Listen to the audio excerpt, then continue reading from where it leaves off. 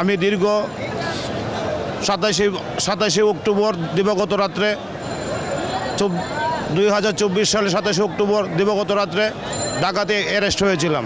কারা নির্যাতিত নেতা দীর্ঘ কারাবরণের পর জেল থেকে মুক্তি পেলাম। আরও অনেক হামলা মামলার শিকার হয়েছি। সেই ধারাবাহিকতা আগামী দিনের রাষ্ট্রনায়ক জনাব তারেক রহমান যেই কর্মসূচি দেবে আগামী দিনে সেই কর্মসূচিতে আমরা রাজপথে থাকবো, রাজপথে আন্দোলনে অংশগ্রহণ করব, মিটিং মিছিলে আমাদের নেতৃত্ব থাকবে ইনশাল্লাহ।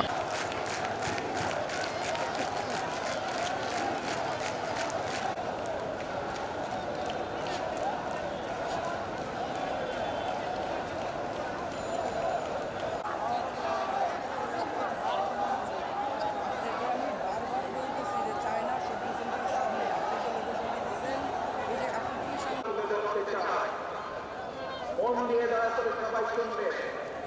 প্রথমে আমি স্লোগানটি বলবো।